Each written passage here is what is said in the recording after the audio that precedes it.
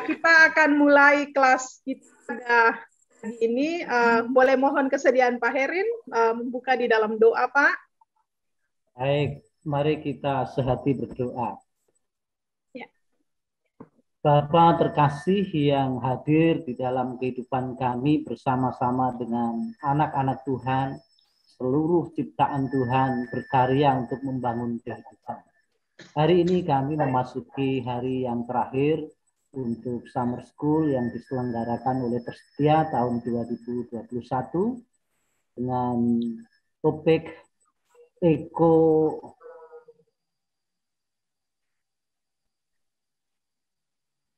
teologi dengan berbagai aspek di dalamnya yang sudah kami cerna, kami nikmati, dan sampai saat ini kami akan terus berjuang untuk dapat mewujudkannya bukan hanya di dalam sebuah rencana-rencana kerja, tetapi sungguh-sungguh menjadi bagian hidup kami untuk mewujudkan dunia baru yang Engkau kehendaki. Kami mohon berkat Tuhan atas semua peserta yang hadir dan yang juga nanti peserta dari luar yang tidak termasuk dalam Summer School tetapi akan bersama-sama dengan webinar. Tuhan memberkati kami semua, akan sungguh-sungguh memberikan pencerahan bagi kami untuk dapat melangkah bersama-sama membangun dunia tempat Tuhan memberikan kami berada. Terima kasih Bapak Surgawi. Kami serahkan pertemuan kami ini dari awal sampai selesai nanti dalam kuat kasih, kuasa, dan penyelenggaraan hikmat Tuhan sendiri. Terpujilah Engkau Yesus, Sang Juru Selamat dunia. Amin. Baik, terima kasih banyak Pak Herin sudah memimpin kita dalam doa. Sekali lagi Bapak Ibu yang bukan peserta Summer School, kita masih ada kelas dengan peserta Summer School pagi ini sampai dengan pukul 10. Webinar untuk publik nanti baru dibuka pukul 10 sampai jam 12-an. Kayola, silakan nanti jam 9 saya mohon izin sebentar ya Kayola, karena ada rapat senat dosen pagi ini dan ada hal-hal penting yang harus saya sampaikan. Jadi saya mohon izin sebentar, nanti kembali lagi. Baik Usi. Terima kasih sudah bersama dengan kami selama 5 hari ini, menemani saya juga. Selamat pagi teman-teman. Kita akan mulai hari ini dengan presentasi kelompok. Jadi ada 4 kelompok kesempatan presentasi, kelompok 10, 11, 12, 13. Dan saya minta untuk mempresentasikan hasil diskusi hari ketiga. Jadi yang tentang ekoteologi ya, bukan yang kemarin yang pemahaman Alkitab, tapi hari ketiga. Jadi kelompok 10, 11, 12, dan 13. Dan ada satu kelompok yang saya lihat bagus hasil diskusinya, yaitu kelompok 5. Jadi saya minta kelompok 5 juga boleh menunjuk wakilnya untuk presentasi sesudah kelompok 10 sampai 13 selesai presentasi. Nah, untuk itu tiap kelompok yang presentasi mohon gunakan waktu dengan cermat, mungkin kalau bisa 3 menit tiap kelompok ya, mulai dari kelompok 10. Silakan bersiap-siap.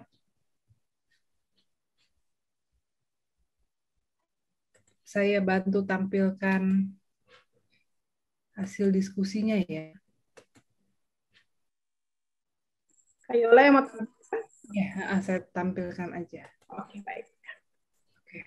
Ini yang betul ini kelompok hari ketiga ya. Kita mulai dari kelompok 10, silakan. Siapa perwakilan kelompok 10?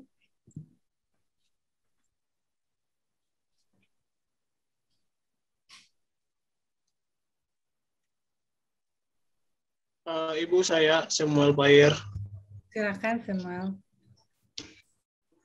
Terima kasih Ibu dan teman-teman. Di sini saya akan menyampaikan hasil diskusi dari kelompok kami 10 dengan pertanyaan ekoteologi kontekstual apa yang dikembangkan di gereja saudara-saudari sebagai wujud pemeliharaan, pemulihan, dan keadilan, dan kemudian bagi seluruh ciptaan. Di sini kami membuat kesimpulan pertama, yaitu bagaimana perlu membangun paradigma solidaritas gereja dalam rangka menolong alam yang menderita melalui 3 kajian yang menyanjunginya, yaitu teologis, eklesiologis, dan misiologis.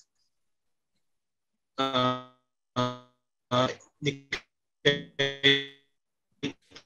dalam pelayanan. Kayaknya kameranya dimatiin aja nggak apa-apa supaya sinyalnya lebih kuat.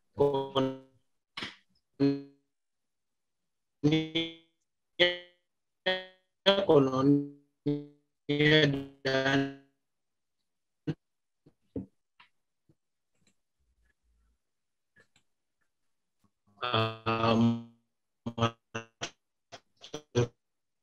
Samuel nggak bisa mendengar. Pengertian bahwa kata kerja kabas yaitu menaklukkan, dan radah yaitu berkuasa sesungguhnya merujuk pada kegiatan memeras anggur seperti dalam Yoel 3 ayat 13, atau bisa disandingkan dengan frasa mengusahakan dan memelihara dalam Kejadian 2 ayat 15. Dengan demikian, manusia mempunyai peran untuk mengurus secara bertanggung jawab atas kehidupan ciptaan alam dan bumi. Yang berikut menjadi perhatian juga, yaitu kajian eklesiologis. Gereja perlu intervensi agar kasih dan pengorbanan Allah dimaknai pula sebagai pemulihannya terhadap alam. Dengan demikian, gereja menjadi komunitas yang mampu mencegah kekerasan terhadap alam, dan perlunya tindakan yang dilakukan antara lain, yang pertama itu gereja menerapkan diakonia pertanian. Yang kedua itu gereja menerapkan program yang dinamakan eklesiologi hijau, yaitu penghijauan kembali kepada alam. Gereja memberi dorongan dan motivasi kepada jemaat dengan usaha yang alami, misalnya membuat pupuk organik dan kotoran hewan dan daun, membuat vitamin untuk ternak, bahannya dari buah-buahan, disinfektan sendiri yaitu ekoenzim dari buah-buahan, dan ini sudah diterapkan di beberapa gereja dari teman-teman kelompok. Dan yang keempat itu bagaimana menerapkan pola hidup sederhana. Tidak larut budaya cenderung mengikuti dengan tidak membuang kesadaran untuk melakukan rekonsiliasi terhadap alam, sehingga membutuhkan tetapi juga menghentikan dan memulihkan alam yang menderita. Upaya yang dilakukan salah satunya dengan membangun kekuatan bersama dengan setiap elemen untuk menghidupkan nilai-nilai budaya yang membatasi aktivitas dalam memanfaatkan sumber daya alam secara berlebihan. Sebab harus diakui bahwa kelestarian komunitas lokal. Selain itu, protokol Montreal yang berisi komitmen melindungi lapisan ozon dengan berhenti memproduksi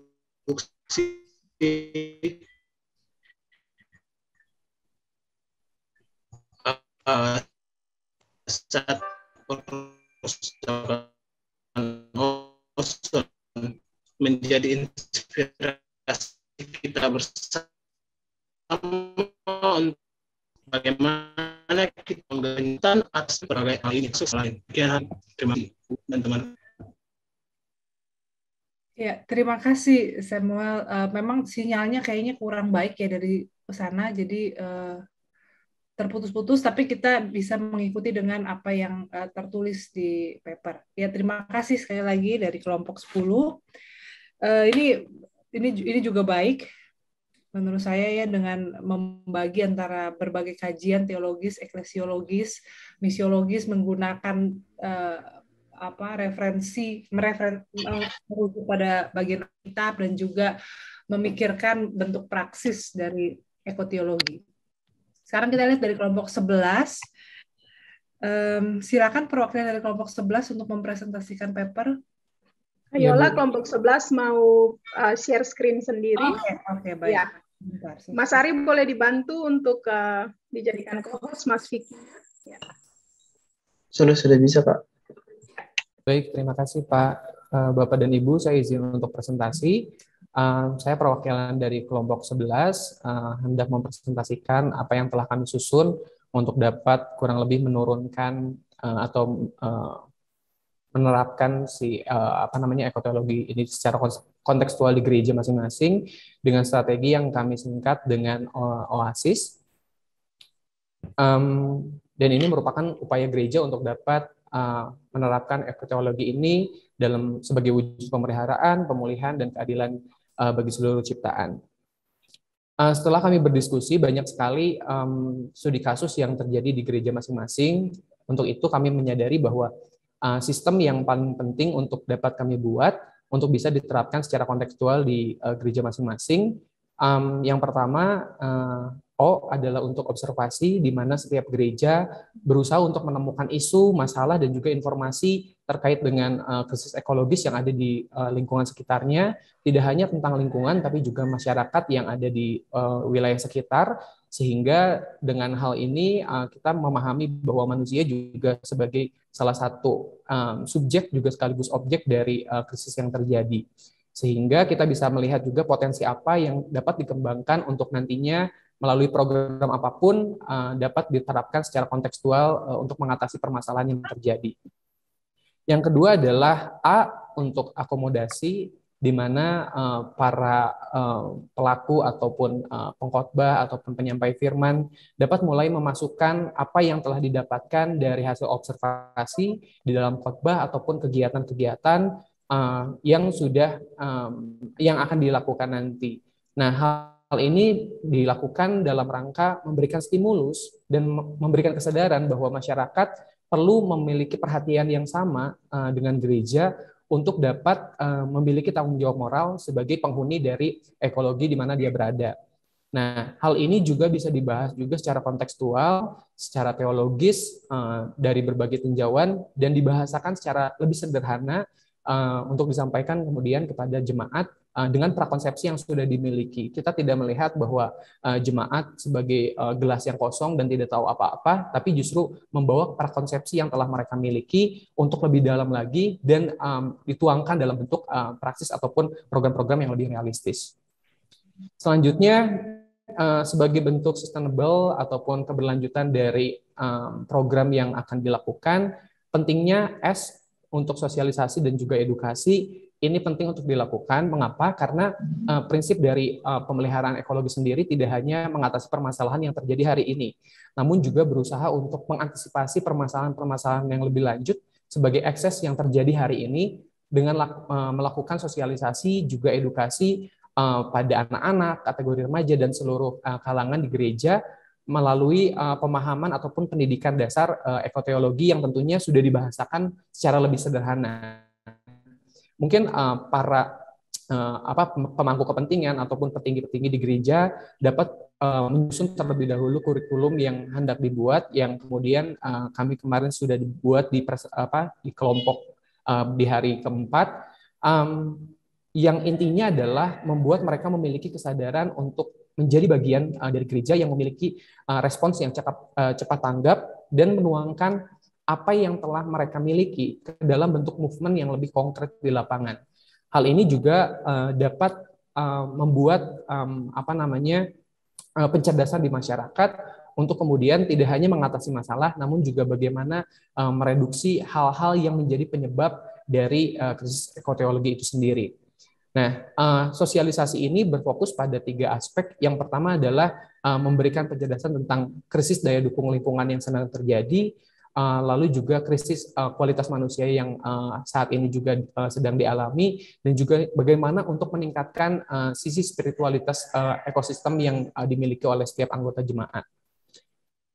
Dan yang keempat adalah berusaha untuk melahirkan suatu program yang inovatif dan inspiratif, sehingga gereja menjadi ikon ataupun pionir gerakan yang ada di masyarakat, dan ini justru menjadi core utama untuk kita melihat bagaimana efektivitas dari sosialisasi yang dilakukan di tahap sebelumnya. Hal ini bisa dilakukan dengan cara penyusunan program bagi kelompok-kelompok kategorial, ataupun bisa juga bahkan melakukan kerjasama antar sektor masyarakat, bahkan untuk kelompok lintas iman sekalipun. Dan yang terakhir adalah dengan melakukan partnership ataupun mencari support system untuk bisa melakukan gerakan ini secara lebih masif, baik itu dengan masyarakat sekitar ataupun stakeholder yang terkait. Dan ini juga akan membantu keterlaksanaan dari atau realisasi dari paham ekoteologis yang kita miliki. Sebagai contoh, dari kondisi yang terjadi berdasarkan hasil diskusi kami kemarin, observasi yang dilakukan misalnya di salah satu gereja itu berada di lokasi di antara berbagai lintas etnis dan juga lintas religi, yang mana dipisahkan dengan sungai. Nah, hal ini juga bisa menjadi kesadaran bagi masyarakat seluruhnya untuk memahami bahwa apa yang perlu kita lakukan agar ketika musim hujan datang, sungai ini tidak meluap, begitu Bapak Ibu. Nah, lalu akomodasinya dalam bentuk khotbah ataupun ceramah ataupun hal-hal penyampaian secara ditinjau dari teologi seperti apa kita sebagai makhluk Tuhan yang diciptakan untuk dapat menjaga bumi dan sekitarnya. Lalu sosialisasi dan edukasi bagaimana melakukan pencerdasan tentang fungsi sungai, lalu kemudian bagaimana ekosistem yang ada di dalamnya, dan bagaimana peran kita sebagai manusia untuk dapat menyusun program untuk pembersihan sungai tersebut. Nah, di tahap yang keempat, inovasi dan juga inspiratif, kita bisa memulai untuk menginisiasi program dengan mengajak kelompok-kelompok yang ada di sekitar untuk kegiatan-kegiatan yang sederhana, seperti misalnya bersih-bersih kali, bersih-bersih sungai, misalnya, atau gerakan pungut sampah, atau kerja bakti bersama, yang bisa dimulai tidak harus menunggu dengan kelompok-kelompok yang lain untuk memulai. Namun jika nantinya tergabung dalam suatu kelompok yang lebih besar, tentunya akan lebih baik. Dan yang selanjutnya adalah mencari support system yang bisa mendukung keterlaksanaan program, baik melibatkan dinas-dinas terkait, masyarakat di sekitar, ataupun RT/RW sebagai lingkungan terkecil di mana gereja ada. Mungkin itu yang dapat kami sampaikan, dan kami berharap bahwa Oasis ini, observasi, akomodasi, sosialisasi, inovasi, dan juga support system ini dapat menjadi suatu sistem yang dapat diterapkan secara kontekstual dengan membahasakan prinsip ataupun paham ekoteologi ini ke dalam hal yang lebih populer dikenal masyarakat dan dituangkan dalam program yang lebih kontekstual dimanapun gereja berada. Mungkin itu yang dapat saya sampaikan. Terima kasih, Bu. Terima kasih kelompok 11 juga. Terima kasih Vicky, ini presentasinya menarik. Tapi memang ini jadi sebetulnya kelompok 11 lebih bicara pada metode metode untuk sosialisasi atau menginternalisasi ekoteologi. Baik ya, ini baik. Dan metode ini sebenarnya bisa dipakai untuk lintas berbagai teologi lainnya ya, Oasis ini.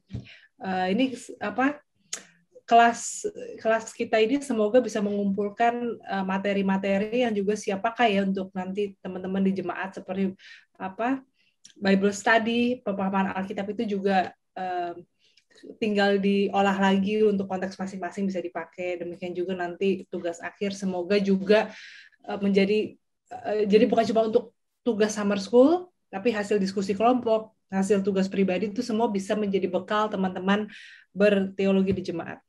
Kelompok 12. Silakan kelompok 12 mau ada presentasi atau saya share screen? Minta tolong yang di-share tadi.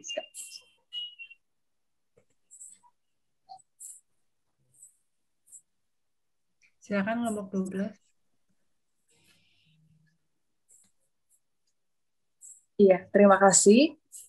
Selamat pagi untuk kita semua. Kami dari kelompok 12 ada 6 orang. Hasil diskusi kami adalah menyadari konteks dari daerah dan gereja yang beragam. Di tempat kami masing-masing terdapat beberapa wacana atau praktik-praktik yang berpeluang digunakan untuk berekoteologi kontekstual. Ada 4 poin dalam hasil diskusi kami. Yang pertama, mengedukasi warga jemaat tentang ekoteologi kontekstual agar tercipta pemahaman baru dalam mengelola dan memelihara tanah, kebun, sawah, dan sebagainya, juga hewan dan ternak. Yang kedua, memanfaatkan bank sampah yang sudah ada difasilitasi oleh pemerintah setempat dengan mengelola kembali sampah plastik secara kreatif. Yang ketiga, memanfaatkan barang-barang elektronik yang ada sebagai sarana dalam peribadahan untuk mengurangi pemakaian kertas. Yang keempat, memanfaatkan dan bercermin juga pada kearifan lokal yang sudah menjadi falsafah hidup dalam masyarakat di beberapa daerah. Misalnya kami mengambil contoh di Ambon dan di Toraja. Di Ambon ada istilah teologi prohidup yang dimaknai sebagai pengajaran terhadap anak cucu untuk berpihak pada kehidupan, yakni manusia dan alam. Teologi prohidup ini sudah mulai digalakkan melalui kurikulum di sekolah minggu untuk mengajari anak-anak memahami bahwa alam adalah sesama ciptaan, alam dan manusia itu saling membutuhkan. Jadi pengkaderan dimulai dari yang kecil dan juga sekaligus membangun pemahaman mereka ke depan.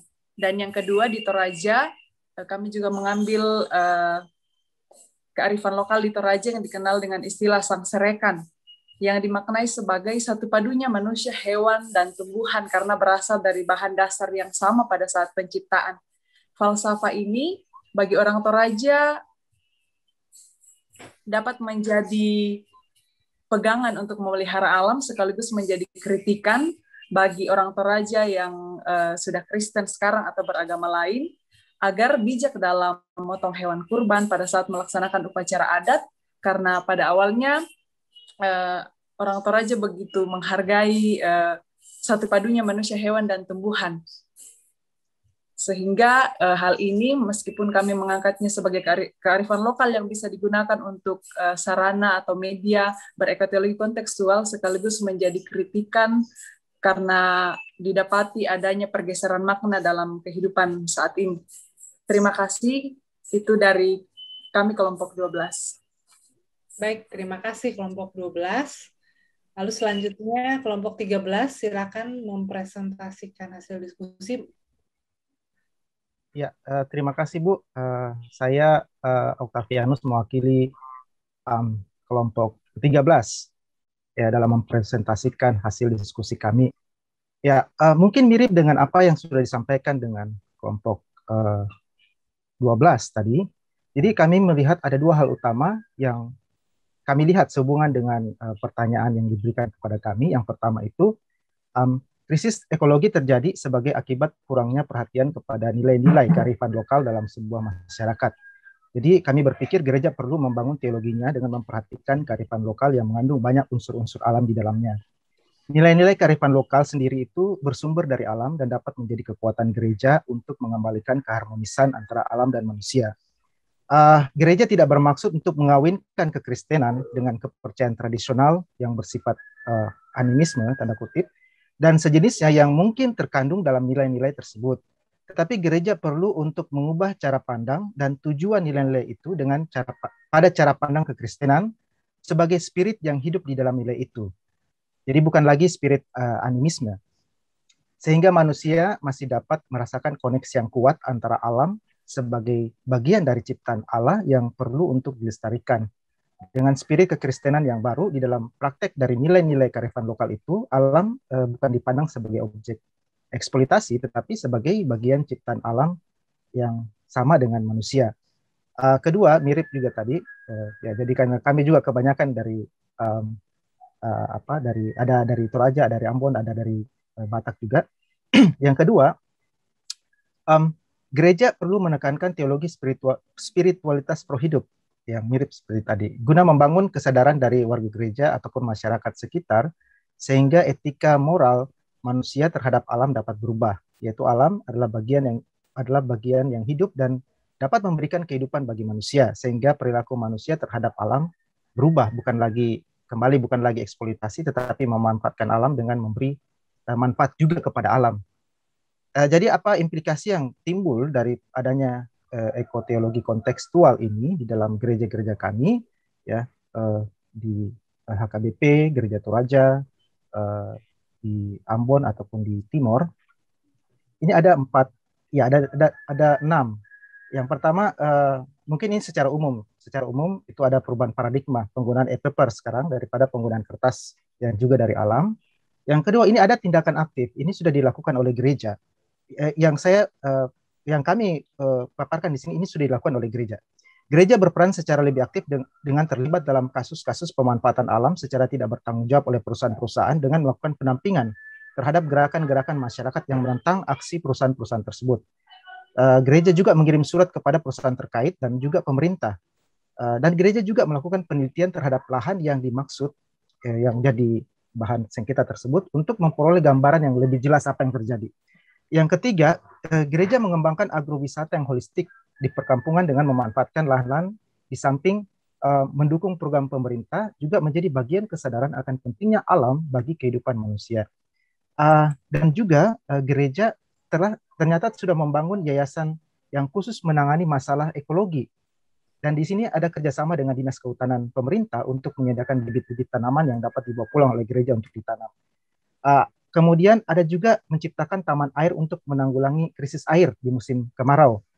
Lalu kemudian berikutnya terbentuknya kelompok pendeta sukatani yang mengembangkan pertanian dengan melibatkan jemaat-jemaat. Jadi ini tindakan aktif yang sudah dilakukan oleh gereja. Terima kasih, Bu. Terima kasih untuk kelompok 13 atas presentasinya. Nah, sekarang saya mau minta kelompok 5 dia untuk boleh menyampaikan presentasinya. Silakan perwakilan dari kelompok 5.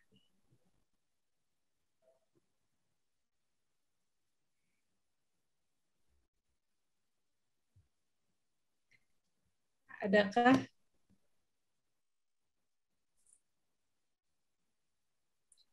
Halo. Ya. Kami dari kelompok 5, Bu. Ya, silakan. Bonusnya.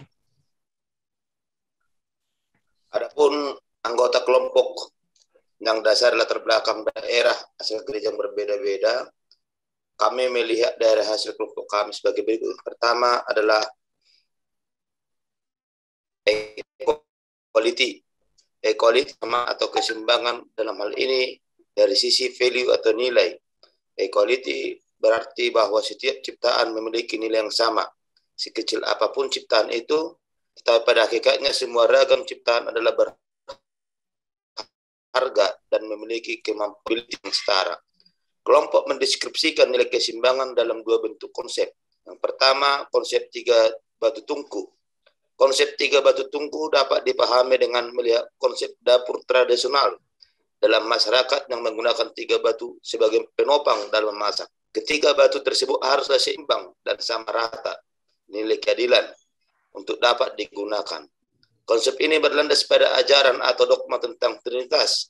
Ketika batu tersebut mewakili gambaran alam, batu pertama adalah manusia, yang kedua adalah binatang dan tumbuhan atau biotik atau benda hidup, dan batu ketiga adalah benda mati atau abiotik seperti tanah, air, dan lain-lain.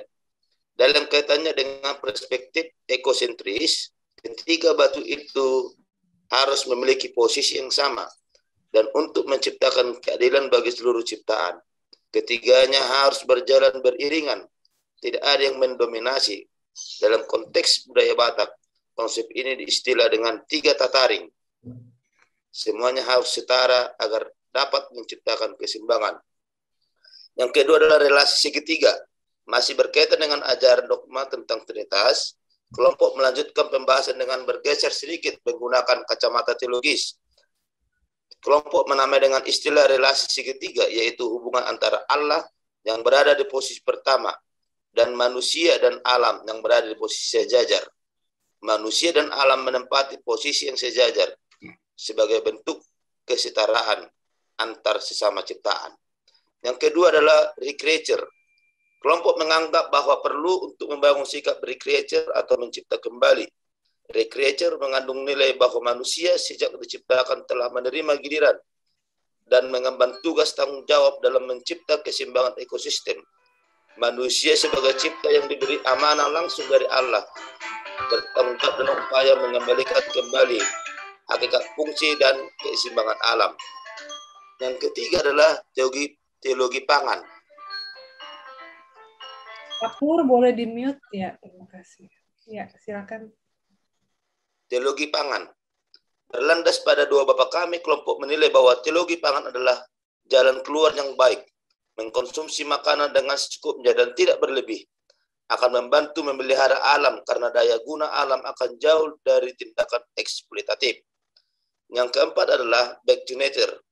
Kembali ke alam, mengajak manusia untuk kembali menghidupi pola hidup yang sederhana, mengelola lingkungan hidup dengan tidak berlebihan dan tidak terbawa arus kapitalisme. Kelompok juga berpendapat bahwa tiap-tiap daerah dapat dimanfaatkan hasil buminya dengan bijaksana agar keseimbangan dan keadilan sesama makhluk hidup tetap terjaga. Dan yang kelima adalah go green. Go green dapat dilakukan dari hal kecil dan sederhana dengan menyuarakan penghijauan dan ajakan penanaman pohon, satu orang satu pohon.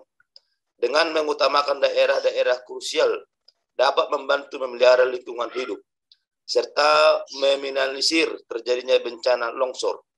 Memberi pendidikan tentang pentingnya membuang sampah pada tempatnya juga menjadi salah satu jalan keluar yang baik, sembari pengadaan tempat-tempat sampah di kawasan umum. Demikian Ibu dari kami kelompok 5, terima kasih. Terima kasih kelompok 5. Kenapa saya mengangkat kelompok 5 untuk presentasi walaupun bukan bagiannya?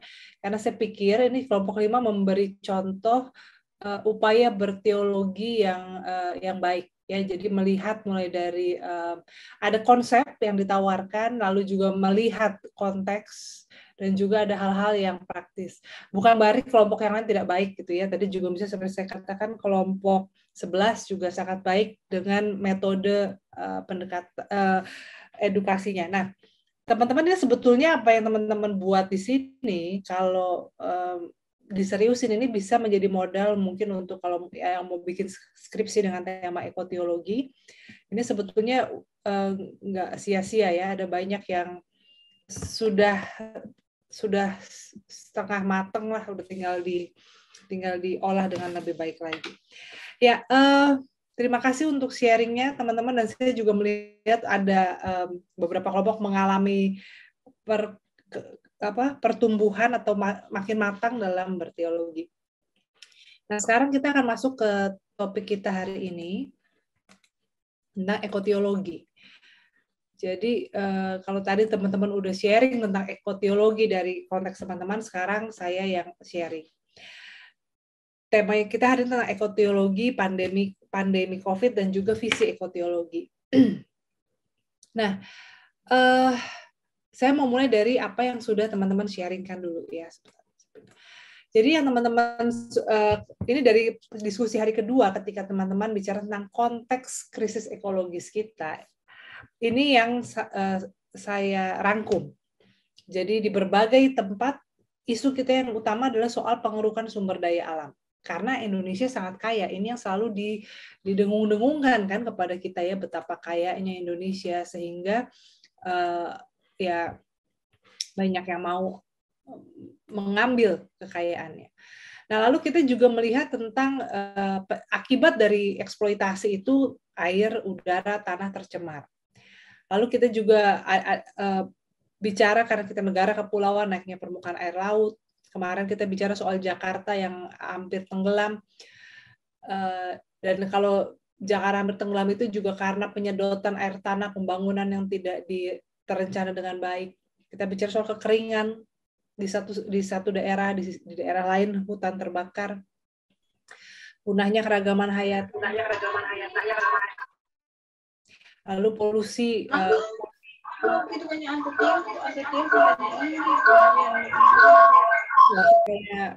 enggak ini sudah ya, oke. Lalu kemudian polusi plastik dan sampah, dan kemudian kita bicara juga soal krisis pangan. Krisis pangan ini terkait dengan kekeringan ya, pencemaran air tanah, dan juga akibatnya malnutrisi, gizi yang tidak cukup untuk anak-anak kita, untuk kita juga. Saya stop share ya. Apa yang terjadi? Ada yang menyetop saya kayaknya. Sari boleh di. Tolong saya ini ya apa udah saya share ya, udah jangan di stop ya. Akibatnya karena pangan yang tidak bergizi baik, kita juga bicara soal kualitas SDM. Ya memang teman-teman banyak bicara bahwa di Indonesia masalahnya bukan populasi yang banyak, tapi SDM-nya yang kurang baik. Sehingga akibatnya juga SDM kita juga ya dalam membangun bangsa, dalam bersaing dengan bangsa lain juga jadi kurang. Dan kita bicara soal akses pendidikan yang tidak merata. Ya tentang ya ketidakadilan sosial dan ekonomi di sini. Kurangnya penegakan hukum, pemerintah yang korup ini juga menjadi sebab dari baik perusakan alam maupun juga pengabaian sumber daya manusia, lalu juga ketimpangan antara pemilikan lahan dan modal, dan juga kita bicara soal penetrasi dari perusahaan-perusahaan multinasional ke daerah-daerah dan sebagainya. Ya kita juga bicara soal kurangnya pendidikan ini membuat masyarakat juga mudah tergiur dengan perhitungan yang jangka pendek ya, tanah dibeli dengan harga murah, rasanya yang penting dapat duit saat ini, tapi tidak berpikir jangka panjang dan sebagainya. Nah, dengan latar belakang yang demikianlah, kita akan bicara tentang ekoteologi di Indonesia. Tapi secara umum definisi ekoteologi itu sendiri, ini ya, istilah ekoteologi merujuk pada upaya berteologi yang sangat dipengaruhi oleh cara berpikir ekologis. Di dalamnya ada ekosentrisme, ekofilosofi, ekofeminis, termasuk juga teologi pembebasan. Ketika kita bicara tentang upaya berteologi, ini nggak bisa lepas dari ini semua. Kemarin kita udah bicara tentang ekofeminis, dan maksudnya selama ini walaupun saya tidak melihat diri sebagai ekofeminis, tapi pemikiran-pemikirannya itu sudah ada, udah terjiwai gitu ya. Nah juga misalnya kalau kita bicara tentang kemarin, saya lupa siapa ada yang bertanya soal ekoteologi, kalau pakai ayat-ayat Alkitab jadinya nggak bisa bicara dengan yang beragama lain dong gitu ya. Nah ini kita ada juga namanya ekofilosofis. Nah, kemarin saya beberapa waktu yang lalu saya ikut diskusi dengan perwakilan dari Walhi, Pak Evan Sembiring, dan dia bicara soal tentang ekofilosofi, termasuk juga tentang ekonomi ekologis, makhluk ekologis. Nah, ekoteologi ini adalah respon terhadap krisis ekologis yang dihadapi. Jadi, upaya kita berteologi ketika kita dihadapan dengan krisis seperti itu, nggak mungkin kita hanya bicara soal surga, kehidupan yang akan datang, keselamatan jiwa dan sebagainya. Upaya berteologi ini menjadi sesuatu yang bagian dari pertanggungjawaban kita sebagai orang Kristen. Nah, ekoteologi sangat dekat dengan teologi praksis. Tadi saya lihat juga dari diskusi kelompok, sebagian besar merujuk pada tindakan-tindakan praksis dari tindakan praktis sebagai bentuk teologi praksis dari kesadaran akan ekoteologi. Nah, ini tentunya berdasarkan suatu metanoia, perubahan, pertobatan, dan juga perjuangan keadilan yang menyeluruh. Nah, ekoteologi juga bicara tentang pemulihan. Kemarin satu kalimat dari Pak Yusak kalau nggak salah ya, Pak Yusak mengatakan bahwa saat ini kita sudah berhadapan dengan bukan Pak Yusak, Profesor Bambang ya kalau nggak salah ya, bicara tentang kerusakan yang irreversible, udah nggak bisa dibalikan. Dan ini saya memikirkan, jadi ini mungkin seperti ketika bayangkan ada manusia yang dipukuli, yang mengalami kekerasan, upaya untuk memulihkannya tidak akan bisa sepenuhnya membalikan dia sebelum dia mengalami kekerasan. Ya. Termasuk di dalamnya kita bicara soal ketika manusia kita bicara secara psikologis, trauma dan sebagainya. Tapi kalau kita bicara soal alam, maka kita juga bicara tentang alam yang sudah dikasari sedemikian, dikeruk sedemikian, tidak bisa kembali. Nah, kita perlu menyadari ini sebagai juga titik berangkat kita berekoteologi, karena kalau kita hanya mengatakan itu ozon yang tadinya bolong sekarang udah bisa rapat lagi kalau kita bertobat, kita akan menganggap enteng gitu ya. Sama seperti kan kadang-kadang kan orang juga kan ada dosa besar, ada dosa kecil, nggak apa-apa lah dosa yang ini nanti juga tinggal minta maaf gitu ya. Siapa sih yang nggak pernah bikin salah? Tapi ada sebuah perbuatan yang ketika kita lakukan itu ya selama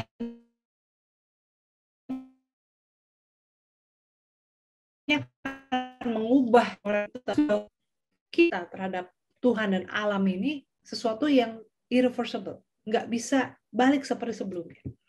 Dan oleh karena itu ekoteologi bicara tentang healing, baik dalam arti relasi manusia dan alam, manusia dan tubuhnya, dan manusia dan sesamanya.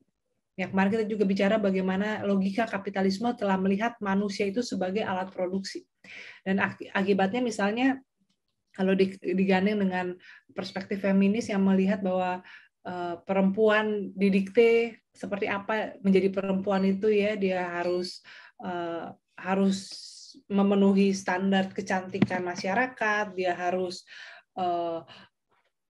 melahirkan anak, dia harus selalu tampak muda dan sebagainya. Nah, ekoteologi juga bicara tentang bagaimana kita memandang tubuh kita, memandang relasi kita dengan sesama itu dalam proses healing. Nah, dia juga menjadi ruang yang sangat inklusif bagi orang yang berbeda keyakinan yang memiliki keprihatinan yang sama.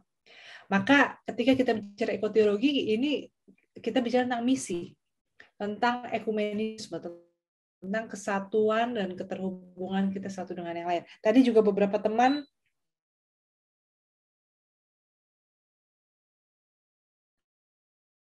juga sudah dalam presentasi.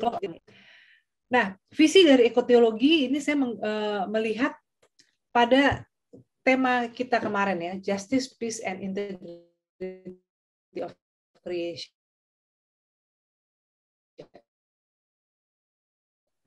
Ini loh, tujuan kita berekoteologi adalah adil mencipta.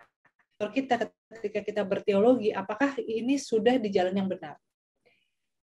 Ya, nah bicara soal keadilan, di sini krisis ekologis harus dipahami sebagai masalah keadilan. Kita tidak bisa, ini kutipan dari Boltzmann ya, kita tidak bisa mencapai keadilan sosial tanpa keadilan untuk lingkungan alam.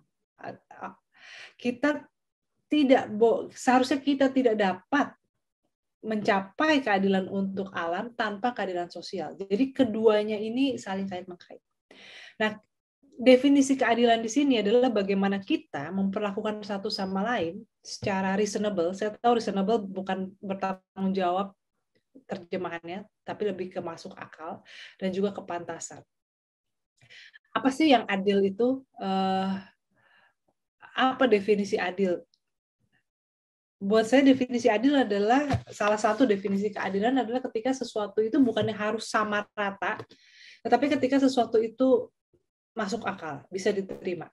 Ya, misalnya ketika orang tua memperlakukan anaknya yang lebih dari satu dengan adil, itu bukan berarti harus sama. Tapi menjadi adil adalah ketika anak-anaknya, sekalipun misalnya diperlakukan berbeda, misalnya anak yang satu lebih pintar, yang satu berbakat olahraga, yang satu diarahkan untuk masuk ke sekolah yang prestisius gitu, satu lagi mungkin diberi kesempatan untuk mengembangkan bakat olahraganya. Mungkin kan ada perasaan nggak adil. Kenapa si kakak katakanlah masuk ke sekolah yang lebih bergengsi, sementara si kakak mengatakan kenapa saya harus belajar sementara adik saya boleh main basket tiap hari gitu. Nah, menjadi adil ketika orang tua menjelaskan dan itu bisa diterima. Karena memang kalian berbakat yang berbeda. Nah, jadi keadilan itu adalah soal sesuatu yang reasonable, bisa dijelaskan, bisa kita pertanggungjawabkan, baik di hadapan Tuhan, di hadapan sesama kita manusia, dan di hadapan diri kita sendiri. Ya, dan juga kepantasan.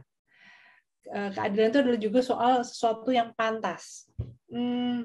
Misalnya, katakanlah, ini kembali ngomongin soal ilustrasi keluarga ya, orang tua yang mengabaikan anaknya ketika anaknya masih kecil, anaknya dititipin ke orang tuanya mungkin bersenang-senang menelantarkan anak. Lalu ketika orang tuanya sudah tua, sudah sadar, datang ke anak yang dewasa. Nah, lalu si anak mungkin merasa ya, saya nggak berhutang apapun, saya nggak minta dilahirkan, saya nggak disahkan, saya nggak mendapat apapun. Lalu si anak merasa boleh memperlakukan orang tuanya semena-mena. Nah, ini di sini kan kita bicara soal apakah itu pantas. Ya memang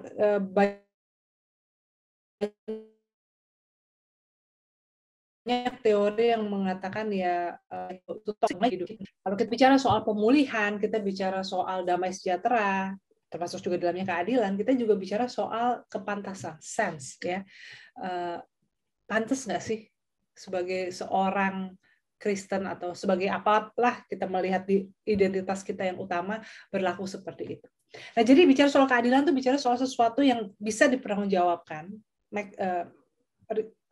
Bukan cuma sekedar pandai ngomong ya, membujuk, tapi memang intersubjektif tuh orang bisa terima dan juga pantas. Itu keadilan. Nah, kalau kita bicara soal damai, maka damai itu bukan soal perasaan yang ada di dalam diri kita aja, tapi suatu realita yang dinamis, realita hidup yang terjalin di dalam dan terwujud dalam relasi, tindakan, dan situasi. Ya damai itu harus terwujud dalam relasi kita dengan sesama, dengan alam, dengan diri kita sendiri, dengan Tuhan, dalam tindakan kita dan juga situasi. Ya ketika bisa kita merasa damai, hubungan dengan sesama baik-baik saja, kita nggak kejam kepada hewan, tapi ketika katakanlah misalnya kita sedang hidup di bawah di dalam peperangan, tentu ini tidak bisa kita katakan damai. Nah, oleh karena itu yang menjadi wujud sekaligus prasyarat dari terwujudnya damai ini kita bicara soal kecukupan pangan, kesehatan lahir, kesehatan jasmani kita, juga kesehatan mental kita, relasi yang harmonis ini kurang S di antara seluruh ciptaan. Nah, tanpa ini memang sulit kita bicara soal damai dan juga keadilan. Ya, kita lihat krisis-krisis lingkungan membawa orang kepada pengungsi iklim, climate refugee, lalu juga tadi juga di awal tadi Pak Heri cerita tentang orang yang merantau, lalu di tempat merantau terjadi benturan budaya. Ini yang juga sebetulnya saya katakan ketika para climate refugee itu pindah ke negara lain, ini mereka menjadi pengungsi yang tidak disukai oleh penduduk lokal. Nah, oleh karena itu ketika kita bicara soal kecukupan bagi semua sehat, tidak ada yang terancam racun, tidak ada yang terancam limbah, maka ini adalah prasyarat sekaligus juga wujud dari damai. Nah, keutuhan ciptaan, integrity of creation, berarti kita menghormati setiap ciptaan.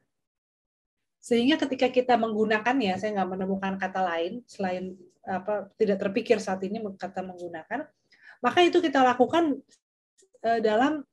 secara respectful, sesuai rancangan yang diciptakan, dalam pemahaman bahwa semua terhubung dan juga secara berkesadaran. Maksudnya apa? Misalnya gini, misalnya kemarin kan contoh ekosentrisme itu, kalau kita bicara soal ekosentrisme, semua hidup itu setara sama berharganya, mestinya kita kan nggak makan daging. Karena bukankah hidup sapi, kehidupan ayam, kehidupan kambing itu juga sama berharganya dengan kehidupan kita? Kenapa harus ada yang kita bunuh untuk mengenyangkan diri kita? Nah, tapi ini sebentar, alergi nih, lagi alergi, jadi kayaknya saya sebentar ya, saya mesti pakai minyak angin, kalau nggak nanti hidung saya gatal-gatal terus. Nah, ini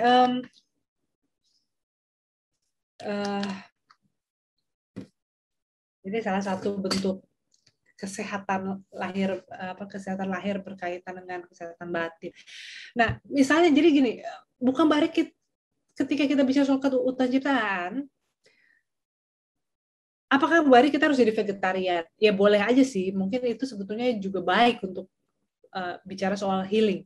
Tapi juga tidak perlu merasa bersalah kalau kita masih makan daging selama kita melakukannya dengan respectful dan juga sesuai rancangan penciptaan dan juga dalam berkesadaran. Beberapa suku native indigenous people ya, orang asli di Amerika, native indigenous people itu mereka kan berburu. Dan mereka katakan ketika mereka berburu, misalnya mereka berburu rusa dan mereka makan daging rusa, mereka berterima kasih. Jadi kepada rusa itu mereka berterima kasih karena kamu sudah hidup dan sudah memberikan hidupmu untuk kami. Dan buat mereka memang rusa itu sudah memenuhi desainnya, rancangannya kenapa dia diciptakan di dunia, yaitu untuk memberi makan pada manusia. Dan ya kan kalau kita manusia itu kan garam kita ya, menjadi garam itu kan ketika kita berkontribusi bagi masyarakat, berguna, membawa kebaikan. Maka hewan itu kan nggak bisa menciptakan ilmu, mereka nggak menciptakan sesuatu, mereka nggak bikin jembatan dan sebagainya. Jadi itu cara mereka melayani kehidupan dengan memberikan dirinya. Tapi makanya dilakukan dengan respectful. Nah, maka yang menjadi salah adalah kalau misalnya kita makan dengan serakah, makan misalnya hewan yang atau peternakan hewan yang ayam itu nggak pernah bergerak dari sejak dia menetas sampai dia dipotong itu dia cuma berdiri aja sampai kakinya patah karena dicekokin makanan. Nah, itu yang menjadi tidak respectful dan juga tidak mindful. Dan kita menyadari bahwa ketika kita terlalu serakah atau ketika kita misalnya kita makan hewan-hewan yang hewan liar gitu ya, itu ternyata ada hubungan yang nggak cuma sekedar sensasi saja. Kan kadang-kadang ada juga orang yang makan tuh untuk sensasi ya. Jadi, saya udah pernah makan monyet, saya udah pernah makan ular. Jadi bukan karena butuh atau karena itu enak, tapi lebih karena petualangan makan. Nah, jadi ini kita bicara soal keadilan, soal damai, dan bagaimana apakah yang kita lakukan, apakah praktek hidup kita tetap memperlakukan ciptaan yang lain dengan rasa hormat dan juga dengan berkesadaran. Nah, maka ini kalau kemarin ekofeminisme bicara soal menentang dua hal ini, maka ini memang ekoteologi memang drop cara berpikir yang hierarkis dan juga dualisme. Ini saya kutip dari sidang WCC yang membahas tentang Justice, Peace, and Integrity of Creation. Dan ini yang menjadi refleksi atau kesimpulan tentang realita bahwa kita ini semua saling terhubung, interconnected. Nah, di sini yang ini memang saya nggak terjemahkan supaya nggak kehilangan makna aslinya ya. Jadi yang pertama itu adalah bahwa antara gereja di selatan dan di utara, kita kan kalau di dunia ekumenis itu tuh istilahnya tuh Global South and Global North. Global South itu identik dengan Kristen yang lebih muda, orang-orang Kristen yang hasil penginjilan gereja-gereja Eropa, lalu juga identik juga dengan bicara soal kemiskinan, ketidakstabilan politik dan sebagainya. Global South ini Asia, Amerika Latin, Afrika. Nah, sementara Global North itu tuh ya negara-negara Amerika Utara, negara-negara Eropa yang maksudnya negara yang Kristen menjadi latar belakangnya, sementara kita tuh kecuali Amerika Latin dan Afrika, Asia terutama ya sangat multireligius dan sebagainya. Nah, ketika kita bicara soal ekoteologi, maka kita melihat antara gereja dan utara dan selatan ini harus melihat ancaman pada ciptaan itu sebagai bagian dari misi dan kesaksian kita. Dan juga artinya juga kita perlu bekerja sama.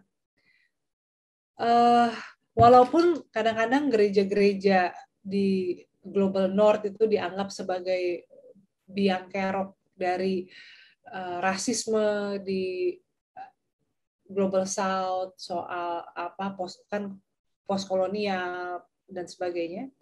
Tapi ketika kita bicara soal ancaman pada ciptaan, maka kita mau tidak mau saling membutuhkan. Ya, kita perlu bekerja sama. Nah, lalu integrasi antara ekologi dan ekonomi. Bahwa ketika kita bicara tentang melindungi ciptaan dan juga menuntut keadilan, menegakkan keadilan, ini saling kait-mengkait. Ya, jadi kita nggak bisa cuma bicara soal ekologi lalu mengabaikan ekonomi.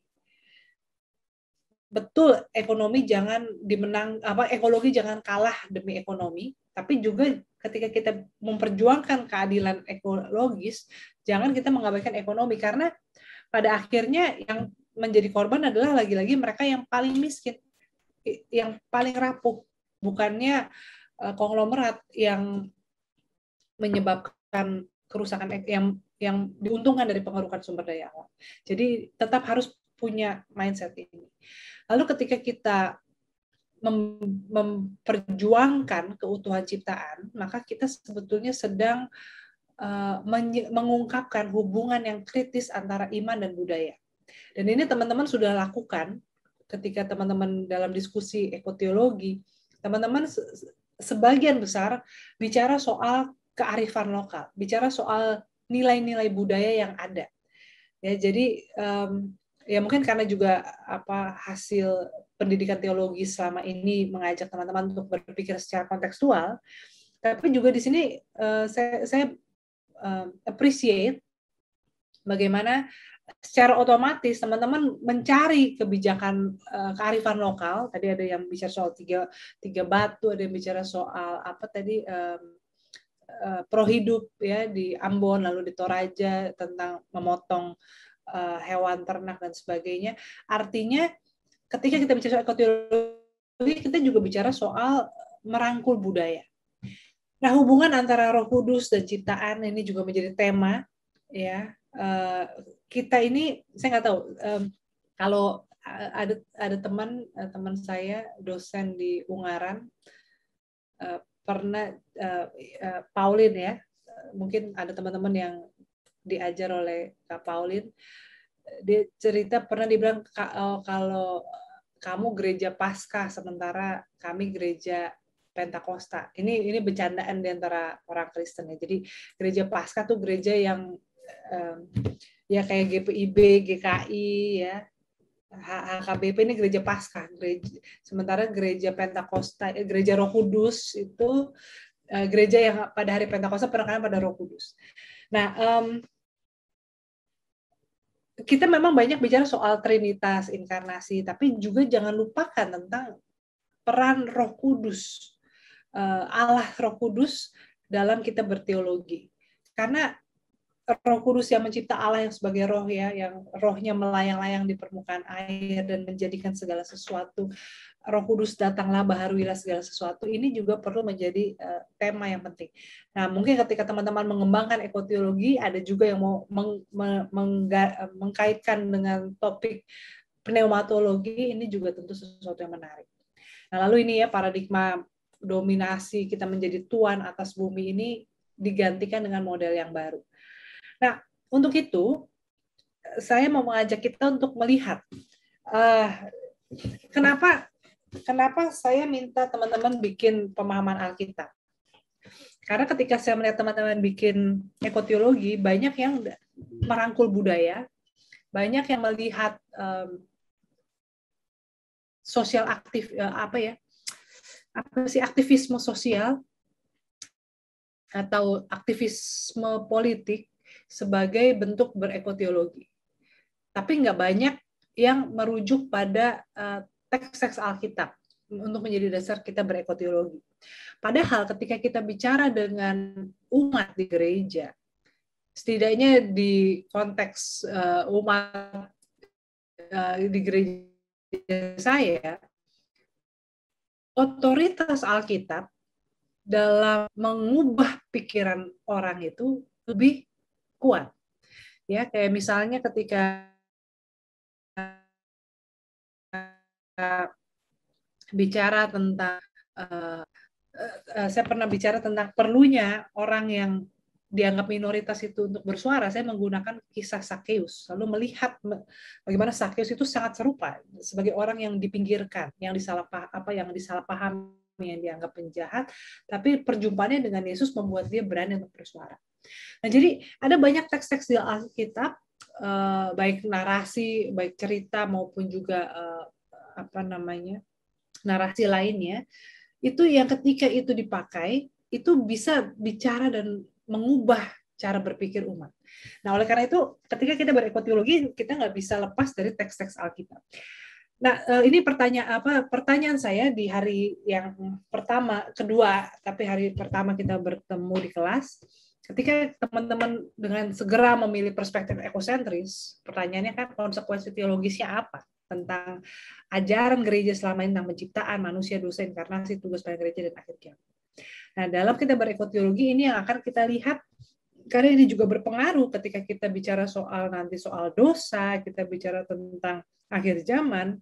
Ekoteologi itu menjadi sebuah perspektif yang nggak bisa masuk kotak dulu ya, hari ini saya lagi mau ngomong soal akhir zaman. Itu akan terus menjiwai. Nah, saya mau mengajak teman-teman untuk melihat dua teks Alkitab. Ini kemarin saya sudah sebut ya tentang Kejadian 6-9. Boleh dibuka Alkitabnya, tapi juga boleh lihat di layar saja. Nah, ini saya memang pilih beberapa ayat dan tentu dan letaknya agak berbeda. Tentu semua udah kenal dengan cerita dengan kisah air bah. Nah, ini berawal dari kejahatan manusia yang besar di bumi. Ya, sehingga Tuhan menyesal dan berkata Dia akan menghapuskan manusia. Akibat kejahatan manusia dan Tuhan menyesal dan mau menghapuskan manusia, maka hewan, binatang melata, dan burung di udara ikut akan dihapuskan. Nah, bumi rusak di hadapan Allah penuh dengan kekerasan. Diulang lagi, Allah menilik bumi itu sungguh rusak benar sebab manusia menjalankan hidup yang rusak di bumi. Jadi kalau ada yang mengatakan bahwa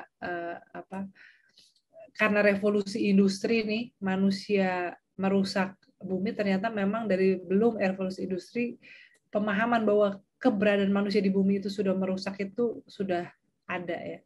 Nah, ini narasi yang kita sudah kenal bahwa karena kejahatan manusia maka Tuhan hendak memusnahkan manusia. Tapi di sini kita melihat ada kasih karunia di mata Tuhan. Di tengah kerusakan ini selalu menjadi pesan yang konsisten. Di tengah keberdosaan manusia selalu ada kasih karunia. Ada kemurahan Tuhan. Ada satu peluang untuk kita tawar-menawar ya. Dalam kisah Abraham tawar-menawar tentang pemusnahan Sodom dan Gomora, Tuhan itu bukan Tuhan yang kejam, tapi selalu ada ruang. Ya. Ada ruang, bahkan ketika manusia tidak memenuhi kuota syarat untuk Sodom dan Gomora diselamatkan, Tuhan menyelamatkan manusia yang berkenan di hadapannya. Nah, ini tentu kita nggak langsung otomatis mengatakan bahwa misalnya kalau dikaitkan dengan pandemi atau krisis ekologis, manusia yang menjadi korban tuh nggak berkenan di hadapan Tuhan. Tapi poinnya adalah selalu ada peluang di tengah kegelapan sekalipun, selalu ada peluang untuk kemurahan belas kasih Tuhan. Dan ini juga yang menjadi dasar dan semangat kita untuk selalu membawa harapan. Ya, kalau mendengar bahwa kerusakan itu irreversible, mungkin kita langsung, kemarin juga di beberapa di kolom chat ketika saya baca, ada yang mengatakan ini apa udah mau kiamat ya, ini gimana kita kalau udah serusak itu, kita kiamat aja apa gimana gitu ya. Nah, ini bukan cara berpikir yang fatalistis gitu, ya udahlah, udah rusak, hancurin aja semua, tapi ada peluang harapan. Nah, lalu sesudah air bah selesai, di sini dikatakan bahwa Nuh mendirikan mezbah bagi Tuhan dan memberikan persembahan korban bakaran. Ya. Ini tentu ini juga bisa dikritisi ya. Kenapa dia membunuh hewan sebagai tanda persembahan syukur pada Tuhan. Ini kalau yang vegetarian atau vegan ini tentu akan sangat problematis dengan ayat-ayat ini. Nah, baru ketika Tuhan mencium persembahan yang harum itu, berfirmanlah Tuhan dalam hatinya. Jadi ada seorang teolog, orang Amerika tapi tinggal di Belanda, Annette Mosher, dia mengatakan bahwa baru ketika Tuhan mencium bahwa persembahan itu, Tuhan tergerak hatinya. Sehingga, tapi lihat apa yang pertama-tama Tuhan katakan adalah, aku tidak akan mengutuk bumi lagi karena manusia. Jadi Nuh yang membakar hewan, mempersembahkan korban pada Tuhan. Dan karena itu Tuhan tergerak hatinya, tapi tergerak hatinya dikatakan bahwa bukannya aku tidak akan mengutuk manusia lagi, sekalipun mereka merusak bumi, tapi aku tak akan mengutuk bumi lagi karena manusia. Nah, di sini artinya Moshe bicara soal teologi perjanjian bumi. Jadi perjanjian antara Allah dan bumi. Ya, bukan antara Allah dan manusia, Allah dan bumi. Lalu baru sesudah Allah menegaskan perjanjian dengan bumi bahwa dia tidak akan membinasakan bumi, baru Allah memberkati Nuh dan anak-anak. Dan kemudian disoroti juga bahwa perintah ayat 2 ini, ayat 1 dan 2 ini kan mirip dengan Kejadian 1. Tapi tidak ada lagi kata taklukkanlah. Memang akan takut, akan gentar kepadamu segala binatang di bumi, dan ke dalam tanganmu semua diserahkan. Tapi bukan ditaklukkan. Dan binatang dan segala burung itu yang takut dan gentar kepada kita itu bukan karena perintah Tuhan, tapi itu lebih karena itu yang akan terjadi. Jadi lebih kayak, ya misalnya gitu ya, orang-orang akan takut sama kamu, tapi bukan karena perintah Tuhan, ayo kamu jadilah galak supaya orang takut sama kamu. Tapi orang-orang kan takut sama kamu, nah itu lebih refleksi gitu ya buat kita. Kenapa orang takut sama saya? Nah, ini Moshe mengatakan ya, setelah banjir surut ada 2 perjanjian yang Allah adakan. Pertama antara Allah dan bumi, baru yang kedua antara Allah dan manusia dan hewan-hewan yang selamat dari banjir tersebut sesudah Nuh mendirikan mezbah untuk Tuhan. Moshe menyoroti paradigma yang selama ini luput kita lihat. Bahwa perjanjian yang utama yang dibuat Allah adalah dengan bumi. Perjanjian dengan manusia muncul setelah Allah tergerak dengan belas kasih terhadap Nuh. Dan perjanjian Allah dengan manusia melalui Nuh ini hanya dapat dituai jika bumi terjaga dengan baik. Jadi ketika pelangi sebagai tanda perjanjian adalah bukan perjanjian antara Allah dan manusia, melainkan antara Allah dan bumi. Adalah demi bumi Allah tidak menghancurkan seluruh ciptaan, karena akan menjadikan bumi sebagai victim korban sekunder dan akan melanggar dari perjanjian bumi itu. Adalah perlindungan yang perlindungan yang kita alami sebagai manusia dan sebagai hewan adalah akibat dari hubungan dan penjagaan Allah terhadap bumi. Jadi di sini ini satu upaya berekoteologi dengan Alkitab yang mengatakan bahwa Allah mengasihi bumi ini, manusia itu yang gagal. Jadi manusia sudah gagal, tugas mereka yang tadinya sebagai mandataris Allah untuk menguasai menaklukkan bumi itu sebetulnya udah direvisi di Kejadian 9. Jadi baca Kejadian 1 harus sampai Kejadian 9. Jangan cuma karena manusia sudah gagal, jadi janjinya sudah direvisi. Ini konsep teologi perjanjian bumi. Lalu teks yang kedua, saya mau mengajak kita melihat dari Roma 8 ayat 19 sampai 23. The groaning of all creation. Nah, di sini kalau teman-teman baca ayat Alkitabnya ya, sebetulnya di sini Paulus lagi bicara soal akhir zaman. Dan di sini dikatakan bahwa seluruh makhluk menantikan akhir zaman itu juga. Nah, memang di sini dikatakan, coba saya baca aja ya, Roma 8 ayat 19. Sebab dengan sangat rindu seluruh makhluk menantikan saat anak-anak Allah dinyatakan, karena seluruh makhluk telah ditaklukkan kepada kesia-siaan bukan oleh kehendaknya sendiri, tetapi oleh kehendak Dia yang telah menaklukkannya. Ini sebentar ya, saya ini alergi ini sangat mengganggu konsentrasi karena jalur pernafasan yang terganggu. Oke.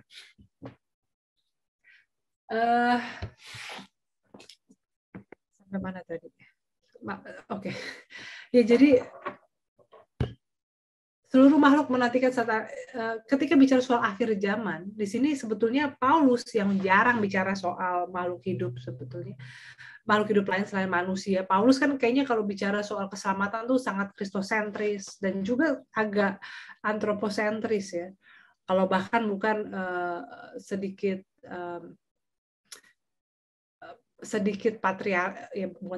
patriarkis dan androsentris. Nah, tapi di sini ketika bicara tentang akhir zaman dan juga realita kehidupan kita, Paulus mengatakan bahwa seluruh makhluk, termasuk manusia, kita yang sudah menerima karunia sulung roh, kita yang dikatakan diselamatkan, kita yang adalah anak-anak Tuhan, kita mengalami nasib yang sama. Seluruh makhluk ditaklukkan pada kesia-siaan. Seluruh makhluk juga akan dimerdekakan, masuk dalam kemerdekaan anak-anak Allah. Segala makhluk mengeluh, sama-sama merasa sakit bersalin, termasuk juga kita, manusia ini, juga mengalami keluhan yang sama. Nah, di sini, jadi kalau kita bicara soal kekristenan antroposentris, sudah sejak Roma 8, ini ada konsep yang sangat ekosentris, yang mengatakan seluruh makhluk itu sama nasibnya. Kelebihan manusia adalah sebagai pembawa pengharapan. Ya. Dan saya pikir ini cerita tentang orang yang lagi naik kapal lalu disamperin sama lumba-lumba yang lagi ternyata atau sama hewan laut yang nyamperin kapal. Lalu ternyata ketika dilihat, oh ternyata hewan ini kesangkut kail atau kesangkut plastik atau apa dan sedang minta tolong. Saya pikir ini luar biasa ya. Hewan itu tahu manusia kan akan takut dan gentar. Hewan itu sebenarnya kan takut melihat manusia ya, karena ya makhluk asing lah. Tapi makhluk yang ditakuti ini didekati karena mereka juga tahu makhluk ini yang bisa menolong pada saat itu, walaupun sebetulnya yang menyebabkan dia susah ya manusia juga. Nah di sini ini sebetulnya sebuah konsep yang sudah ada di Alkitab kita, bahwa Alkitab kita nggak mengajarkan kita untuk menjadi antroposentris atau memandang makhluk hidup yang lain yang sebagai yang lebih rendah. Kalau kita bicara soal bagaimana Nuh beroleh belas kasihan Tuhan, bukan hanya karena kelakuannya yang baik, tapi juga ketika dia mempersembahkan korban bakaran, artinya ada hewan, ada makhluk hidup lain yang menjadi alat bagi keselamatan, alat keselamatan bagi Nuh ya. Dalam perjanjian lama kan persembahan korban yang berkenan itu artinya juga bagaimana sebetulnya harusnya bukannya mengajak kita melihat hewan sebagai sesuatu yang bisa dibantai dan dikorbankan untuk kebaikan kita, tapi kita membutuhkan makhluk hidup yang lain untuk beroleh keselamatan. Kayak misalnya ada pengembangan bahwa manusia mungkin suatu saat bisa cangkok jantung dari jantung babi karena DNA-nya sangat mirip. Di situ sebenarnya kita bisa lihat bahwa makhluk hidup yang lain itu tuh bisa memberikan kita memperpanjang usia kita sebagai manusia ya. Walaupun tentu kita harus melihat semuanya juga dalam bentuk kerangka pekerjaan dan pemeliharaan Tuhan. Nah,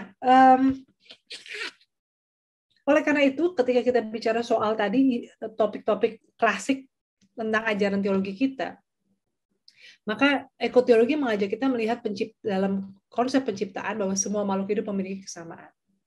Ya, konsep manusia sebagai mahkota dari ciptaan yang diciptakan di hari terakhir itu juga harus direvisi dan jangan membaca Kejadian 1 lepas dari Kejadian 2, karena di Kejadian 2 manusia diciptakan untuk mengupayakan ya, belum ada tumbuh-tumbuhan karena belum ada manusia untuk mengupayakannya. Jadi manusia bukan hanya untuk menikmati hasil bumi, tapi juga untuk menjaga, mengupayakan. Keberadaan manusia yang digambarkan serupa dengan Allah, menjadi garam, kan garam dunia ya, arete kita, desain utama kita, sama seperti kan segala sesuatu itu kan didesain ya. Kayak misalnya ini gelas, ini saya ada gelas ini ya, gelas ini desainnya untuk minum, maka karena dia untuk minum dia harus ramah food grade Kalau dia dari bahan beracun, jangan jadi gelas. Tapi gelas ini ternyata nggak bagus, ya ternyata ini murahan. Entah kenapa enamelnya terkelupas selalu berkarat di dalam, sehingga sekarang kejadian tempat pensil. Jadi manusia kan didesainnya kayak gelas ini ya, manusia didesainnya itu untuk sesuatu yang baik, tapi kalau manusia itu tidak hidup sesuai dengan rancangannya, ya dia masih eksis, masih berharga hidupnya, nggak dibuang, tapi dia tidak serve the purpose. Nah, dalam ekoteologi maka purpose, tujuan manusia itu adalah, kalau tadi kita lihat dalam Kejadian maupun Roma, adalah menjadi pembawa pengharapan. Bukan sumber pengharapan, tapi pembawa pengharapan. Seluruh makhluk menantikan saat anak-anak Allah dinyatakan. Jadi makhluk-makhluk hidup itu melihat manusia dengan harapan kita do something untuk pemulihan. Nah, ketika kita bicara soal dosa, maka dosa itu sesuatu yang bersifat relasional, menghasilkan yang ketika itu dilakukan akan ada efek gelombang. Penderitaan itu bukan hanya saat dosa itu dilakukan, tapi bisa terus-menerus. Ya, ketika misalnya kalau kita bicara sekarang ada orang yang sakit, tapi kemarin sakit keras, ini bicara soal konsekuensi, sakit konsekuensi. Tapi karena cara hidupnya tidak baik, ya kita nggak bisa mengatakan dia dihukum Tuhan karena dia berdosa, tapi juga kita nggak bisa mengatakan bahwa kenapa Tuhan membiarkan dia sakit lah, selama ini hidupnya makannya nggak baik, membiarkan pikirannya dikuasai oleh stres, nggak olahraga dan sebagainya. Ini kita bicara pada kasus orang dengan keadaan tubuh yang terlahir sehat ya. Nah, lalu bicara soal inkarnasi, sang pencipta yang menjadi ciptaan. Kemarin juga Pak Yusak menawarkan ya, istilahnya bukan lagi Allah Bapa, Anak dan Roh Kudus saja, tapi juga kita mengatakan creator, lover, dan sustainer gitu ya. Jadi pemahaman inkarnasi adalah tentang Allah sang pencipta menjadi ciptaan. Bukan hanya Allah menjadi manusia, lalu kemudian menjadi sangat manusia Yahudi, laki-laki, sehingga misalnya banyak orang Kristen yang memandang orang Israel itu sebagai tak tersentuh ya. Kalau bicara soal orang Israel tuh pokoknya apapun Israel pasti berpihak pada Israel. Padahal Israel itu entitas politik. Atau misalnya juga ada yang memahami bahwa kenapa yang boleh jadi clergy atau imam itu hanya laki-laki, karena Yesus laki-laki, murid-muridnya laki-laki. Nah, jadi itu kan konsep inkarnasi itu bukan sangat sempit ya, menjadi etnisitas, menjadi gender, padahal konsep inkarnasi perlu dipahami sebagai sang pencipta menjadi ciptaan. Kebetulan dalam bentuk manusia, kebetulan menjadi laki-laki, kebetulan orang Yahudi, ini kebetulan tanda kutip ya. Jadi inkarnasi yang luas. Lalu misi bukan hanya sekedar membaptiskan orang, tapi menyampaikan kabar baik dan pemulihan bagi seluruh ciptaan. Lalu akhir zaman bicara tentang pengharapan yang berlaku bagi seluruh ciptaan. Oke, nah sekarang kita bicara soal pandemi COVID-19. Kalau itu tadi itu bangunan ekoteologi dengan visi keadilan, damai, dan keutuhan ciptaan, bagaimana kita dalam berteologi secara ekologis ini memahami pandemi COVID-19? Nah, teman-teman, saya mau meminjam struktur teologis dari tim studi tema WCC, Pilgrimage of Justice and Peace. Nah, jadi karena kata pilgrimage itu artinya suatu peziarahan, suatu perjalanan, maka dipakai kata via, perjalanan. Di mana ketika kita berziarah, kita visiting, tapi kita juga bukan hanya datang berkunjung, kita juga biasa dijamu ya, atau bertemu dengan orang, lalu kita ya senang lah gitu ya. Tapi juga ada transformasi. Ya, ketika orang pergi berziarah, misalnya ini lagi jadi ke Israel lagi, contoh lah gitu ya. Saya perhatikan banyak umat yang mau pergi ke Israel. Di situ kan mereka kan juga kan ada jalan salib gitu ya. Mereka mengingat kembali penderitaan sengsara Yesus. Atau mungkin peziarahan lain dalam konteks lokal juga banyak. Saya tahu di Indonesia ada beberapa tempat di mana orang datang berziarah. Nah, Jadi saya mau mengajak kita untuk berefleksi terhadap pandemi COVID-19 ini dalam perspektif ekoteologis dengan menggunakan konsep peziarahan. Visiting wounds, mengunjungi luka-luka itu, merayakan karunia, dan mengubah krisis.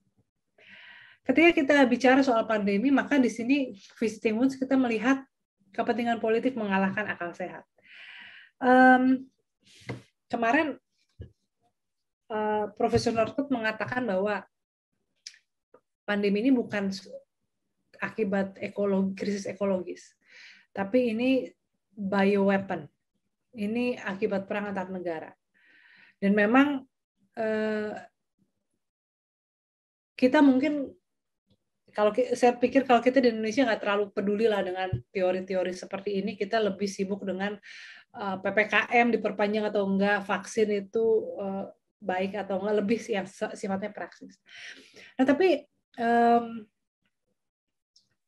itu make sense sih, maksudnya ya bagaimana virus ini kok bisa begitu mendadak, begitu luas kalau dibandingkan dengan SARS di tahun-tahun sebelumnya atau swine flu ya, yang flu babi itu penyebarannya nggak separah sekarang. Nah, oke lah, kita kesampaian itu semua. Tapi kita juga lihat misalnya bagaimana ketika di awal pandemi ini Donald Trump menolak untuk addressing virus ini dengan serius ya, bahkan menyebutnya dengan kung flu ya, walaupun WHO sudah memberikan anjuran. Dan memang kalau teman-teman lihat-lihat di YouTube, itu ada banyak sekali sudut pandang bicara soal pandemi ini dari berbagai kepentingan. Jadi ada yang anti WHO, menganggap WHO itu ditunggangi oleh Tiongkok dan sebagainya. Kita lihat juga misalnya kasus di India itu yang merebak itu akibat ada saat pemilihan politik yang nggak mau ditunda. Lalu disharmoni ya. Kita menjadi sadar bahwa kita selama ini hidup terputus dengan alam, dengan sesama kita. Ketika orang-orang harus di rumah aja, dia baru sadar bahwa dia nggak akur sebetulnya dengan anggota keluarganya, nggak tahan. Selama ini tuh bisa hidup serumah tuh karena pergi kerja, pergi sekolah, nggak harus bersama-sama. Ketika bersama-sama terus baru sadar, ternyata saya tidak tahan dengan anggota keluarga saya. Kita melihat keserakahan orang-orang yang menimbun, keegoisan juga.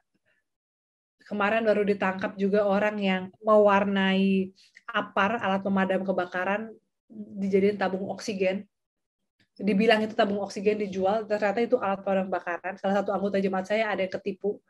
Dia lagi kena, dia katakan dia itu oksigen malah panas gitu ya. Ternyata itu APAR. Krisis membukakan kita pada karakter sejati manusia, baik yang baik maupun yang buruk. Lalu kita melihat juga ketidakmerataan kesejahteraan.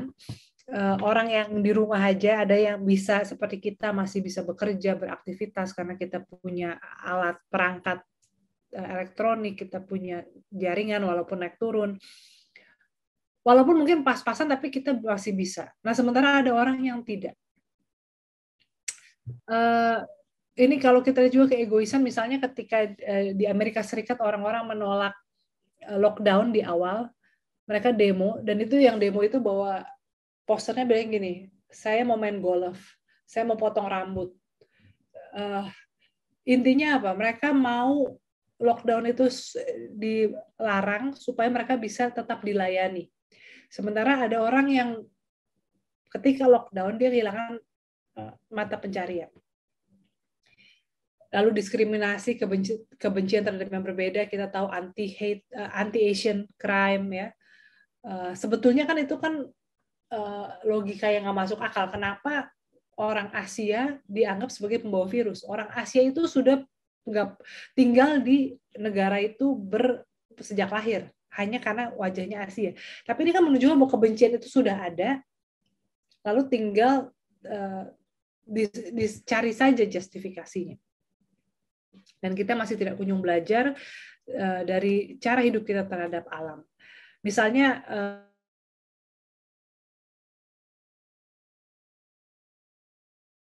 gunakan pandemi sebagai kesempatan untuk mengatakan si kebijakan nggak boleh pakai plastik itu salah, karena plastik itu lebih higienis. Koneksi internet saya kurang stabil ya. Oke. Jadi memanfaatkan peluang untuk kembali ke cara hidup yang lama. Untungnya waktu itu dibantai rame-rame sama netizen yang mengatakan, kalau gitu baju saya juga mesti dari plastik dong, karena baju saya kan juga kalau keluar kotor. Jadi kan si produsen mengatakan tas belanja itu tuh nyimpen virus, tas belanja yang bisa dipakai berkali-kali. Jadi pakai plastik aja. Nah baju kita kan juga pakai keluar kena polusi, apa sekali pakai dibuang kan bisa dicuci gitu ya. Tapi itulah, manusia tetap tidak kunjung belajar. Tapi ada hal-hal yang baik. Kemanusiaan dipersatukan, ya, kita menyadari bahwa kita semua itu berada di perahu yang sama. Alam beristirahat, bahkan sampah berkurang karena orang juga nggak kemana-mana, nggak belanja-belanja.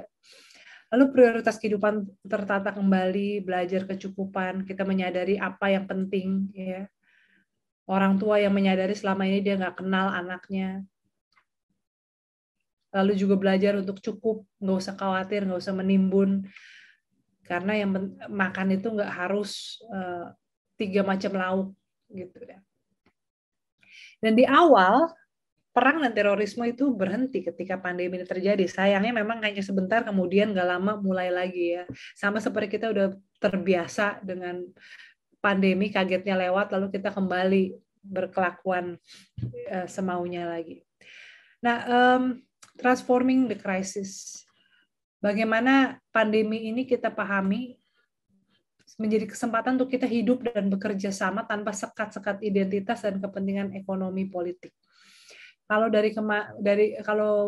kemarin-kemarin kita bicara tentang nggak semudah itu loh untuk mementingkan ekologi karena ada kepentingan ekonomi. Tapi di sini pandemi ini benar-benar membukakan mata kita, kalau kita terus-menerus bicara soal ekonomi, nggak selesai-selesai masalahnya. Ya, dan juga kalau kemarin misalnya sehabis Pilpres rakyat terpecah gitu ya, antara kadrun dan kecebong dan kadrun itu kan, kampret dan cebong gitu kan. Dan itu maksudnya masih tersisa, walaupun kayaknya udah basi ya, tapi itu ternyata masih tersisa kalau kita lihat di Twitter dan sebagainya. Dan sebetulnya pandemi ini meredam hal-hal seperti itu, udah menjadi tidak lagi penting. Dan kita harus belajar untuk ini. Menyadari keterbatasan manusia dan alam, mengubah cara pikir dan gaya hidup, ya, dan juga menemukan dan membawa pengharapan di tengah kegelapan melalui pertobatan dan kepedulian terhadap satu sama lain. Ada banyak cerita yang juga menyentuh hati, bagaimana orang di tengah krisis ini, pandemi ini, menunjukkan kepedulian yang luar biasa. Walaupun kemarin kita ketipu dengan kasus 2 triliun ya, udah pada ini aja tuh, heboh bahas betapa baiknya sang pemberi sumbangan 2 triliun. Lalu juga kita harus memikirkan bagaimana upaya pemulihan atas trauma dan seluruh ciptaan. Ketika kita bicara soal trauma orang-orang yang kehilangan orang yang mereka kasihi karena COVID dan sebagainya, kita juga harus bicara soal pemulihan atas seluruh ciptaan. Nah, sampai di sini presentasi dari saya. Teman-teman, apakah ada pertanyaan sebelumnya?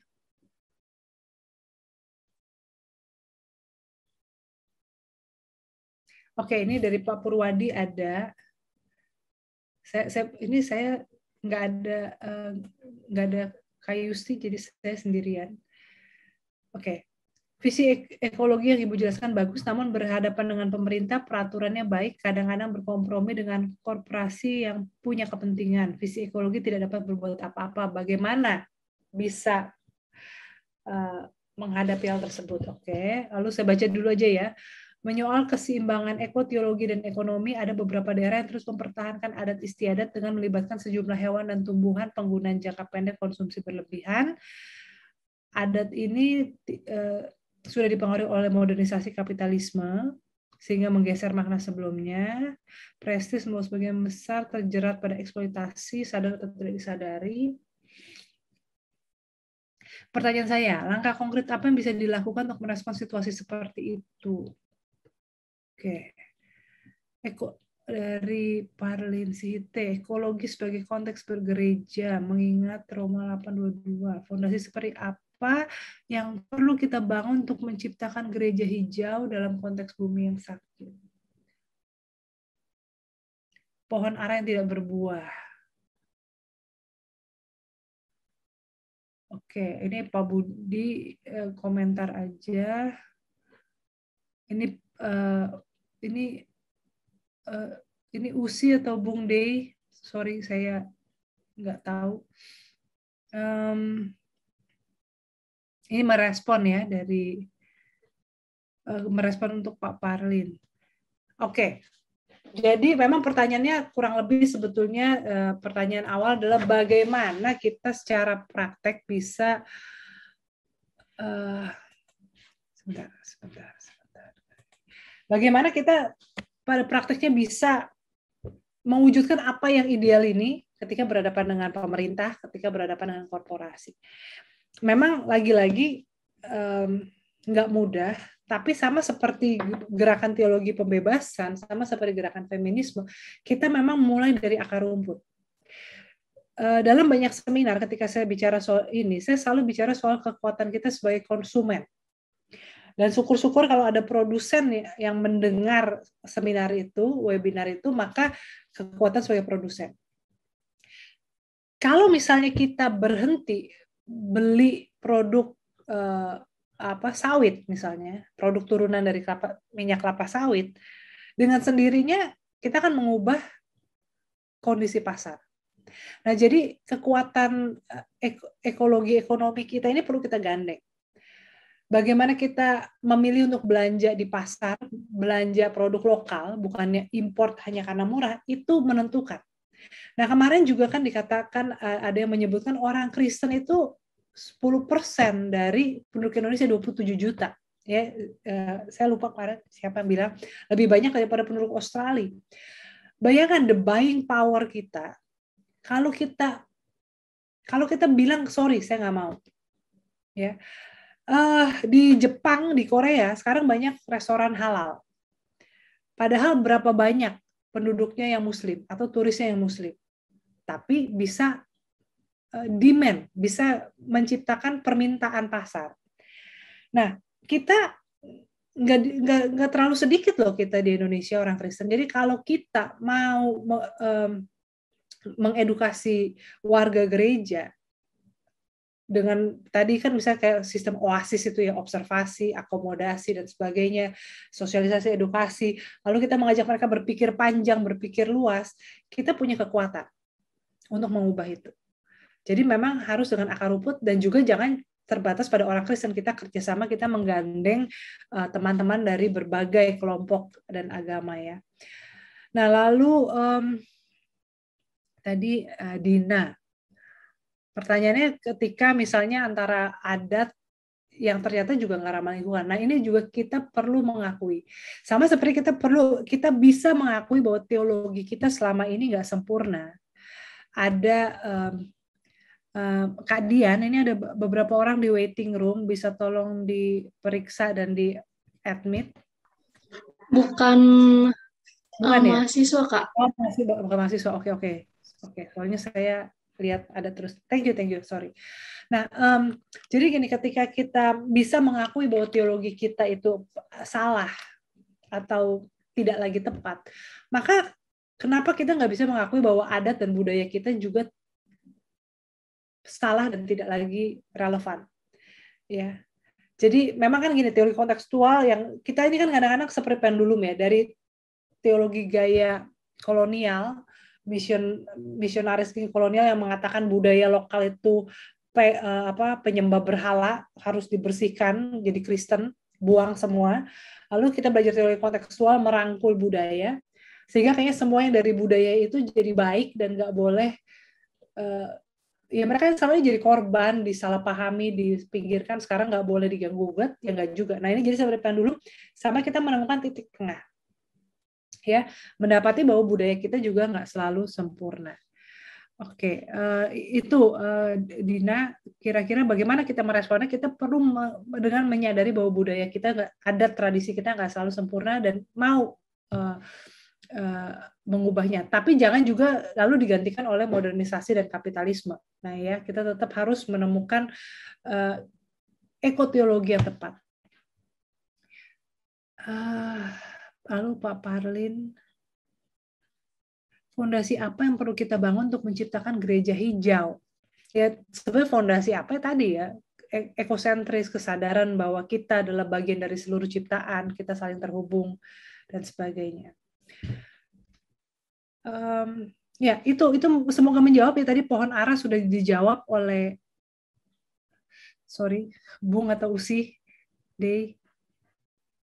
Tidak semua teks Alkitab itu adil secara ekologis. Nah ini juga penting ya, betul. Jadi kalau sama seperti kita, ya, kan makanya kita boleh mengkritisi ada tradisi kita. Oh Bung D, oke. Kalau kita boleh mengkritisi adat kita, sama juga kita boleh mengkritisi teks Alkitab kita. Ada teks-teks Alkitab yang memang sulit untuk kita justifikasi, tapi itu bagian dari kekayaan dan juga dinamika kehidupan beriman. Ya, oke. Silakan kalau ada yang mau bertanya lagi, mungkin langsung aja ya, nggak usah di chat, langsung angkat tangan, boleh bertanya langsung.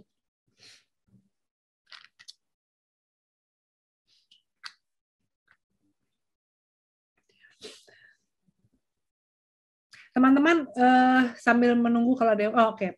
Ahmad, silakan.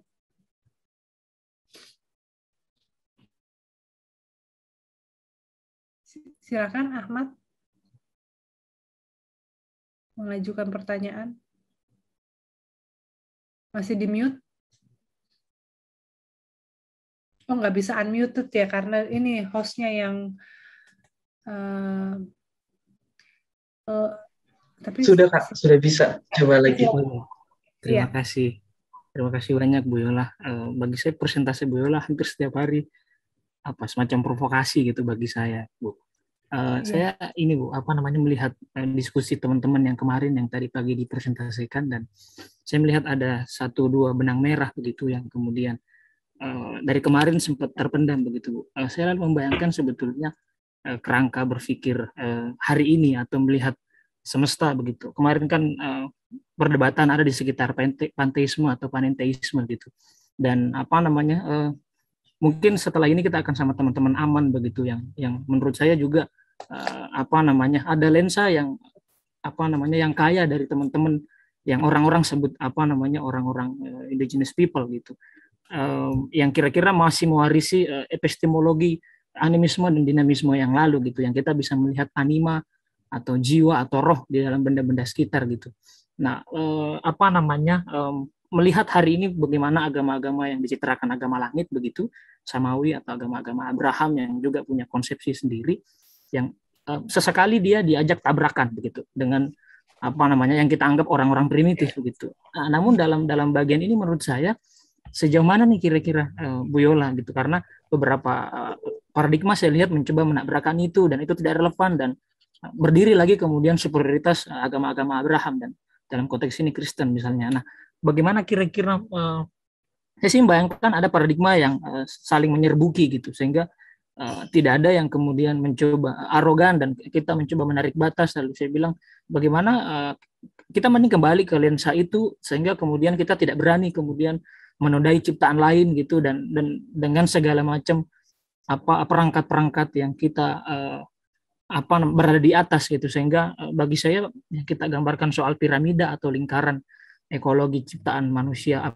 ciptaan Tuhan ini, kemudian bagi saya orang-orang mungkin miskin paradigma di situ. Kalau memang kita bisa memaknai gunung gitu, kita bisa memaknai padi yang ditanam orang, yang juga kita makan, yang juga kita kemudian punya tenaga untuk beribadah gitu.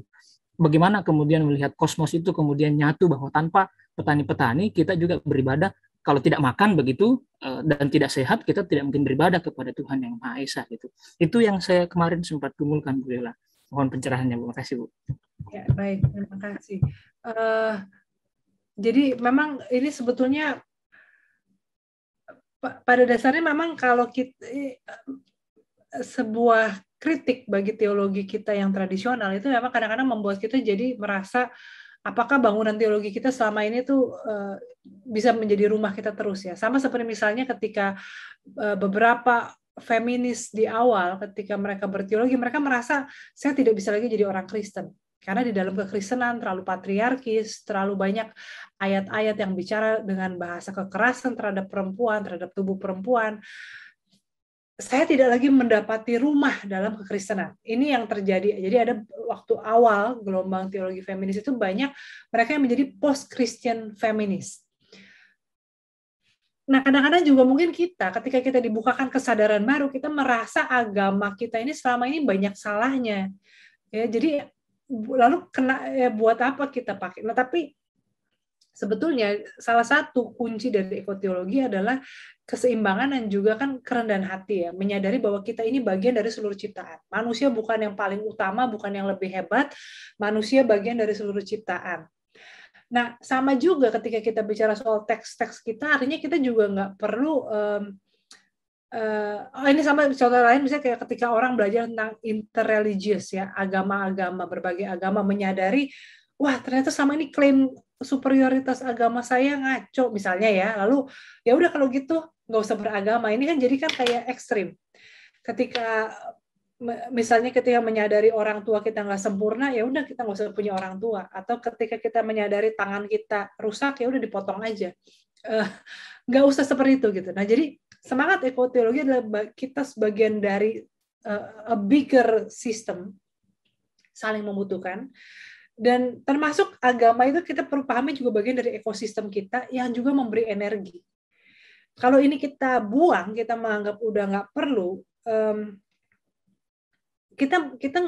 kita mau mulai dari mana? Nah, jadi lebih baik kita restorasi, healing, revisi, bukannya buang. Ini kan prinsip ramah lingkungan gitu ya. Kalau prinsip yang nggak ramah lingkungan kan kalau ada barang rusak ya udah beli baru. Kalau ramah lingkungan barang rusak ya kita betulin. Nah, jadi ekoteologi sebetulnya nggak mau membuang bangunan teologi yang lama, tapi justru merenovasi, merevisi sehingga menjadi relevan.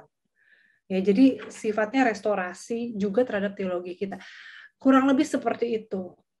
Nah, kalau dimulai dari mana memang lagi-lagi ya tiap konteks ada tantangannya dan kita harus mulai entah bagaimana. Semoga menjawab ya Ahmad. Lalu berikutnya ini ada Parlin, Pak Parlin, angkat tangan. Silakan. Habis ini kita bahas pertanyaan dari Vicky ya. Iya.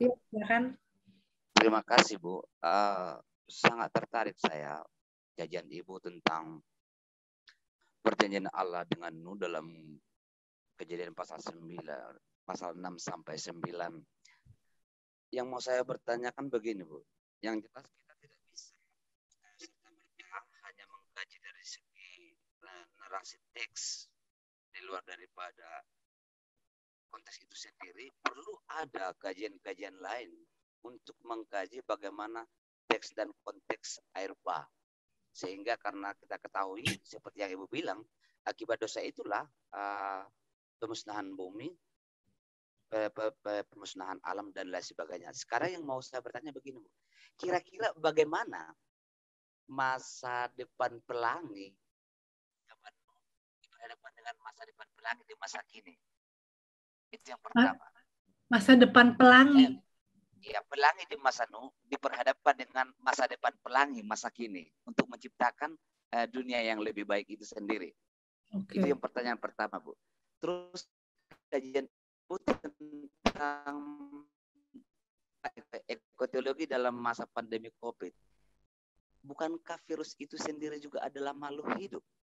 Bagaimana kita bisa membuat energi pemikiran kita, sehingga konsep ekoteologi dalam konsep COVID-19 ini menjadi benar.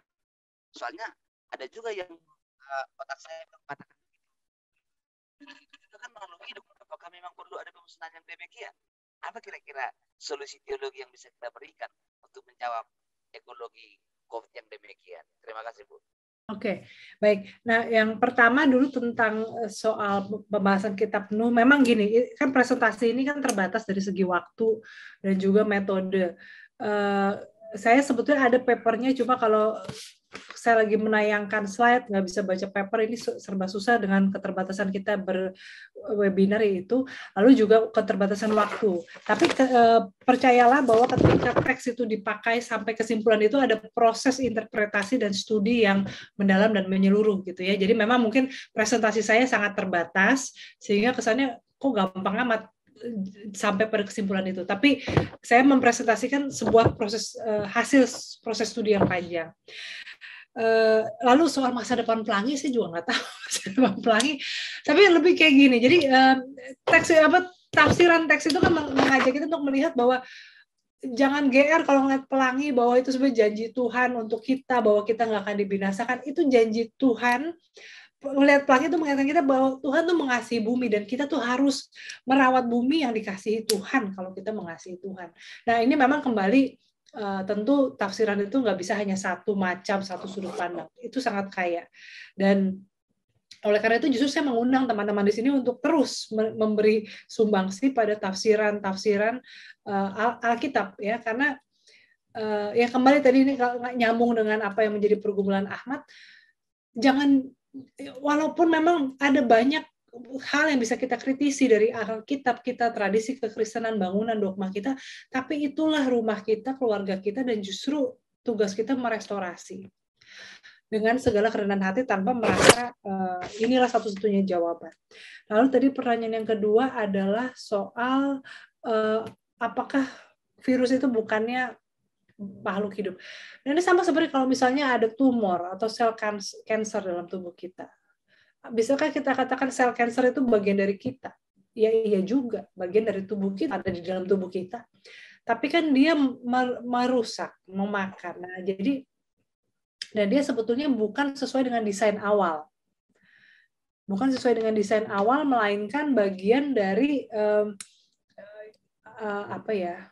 Istilahnya sekarang ini kita hidup di zaman political correctness ya, jadi istilah-istilah tuh kadang-kadang orang suka gagal menangkap esensinya karena istilahnya. Nah, jadi sama seperti tadi saya contohkan gelas saya yang menjadi tempat pensil ini karat di dalamnya, sehingga saya nggak mau pakai lagi buat air minum. Jadi apakah karat ini kan karena salah desain, artinya ini barang ini dibuat murahan ini. Kalau zaman dulu gelas enamel begini kan tahan lama, ini artinya bahannya murahan sehingga bisa karatan. Padahal mestinya enggak kan. Nah, artinya kan karena kita cara hidup yang salah, makannya sembarangan, tubuh kita ada sel kanker, atau sekarang dengan pandemi ini, kita nggak bisa katakan itu bagian dari rancangan Allah yang sempurna. Itu memang bagian dari efek samping. Jadi ya jangan memandang virus sebagai makhluk hidup yang harus diberikan hidup. Kalau nyamuk, ya saya punya teman yang kalau ada orang digigit nyamuk, tepok-tepok, dia bilang biarinlah, nyamuk kan juga perlu makan gitu. Ada yang begitu kan. Tapi ya karena nyamuk bagian dari ciptaan Tuhan, tapi virus kan bukan. Seperti itu ya Pak, apa namanya, Parlin.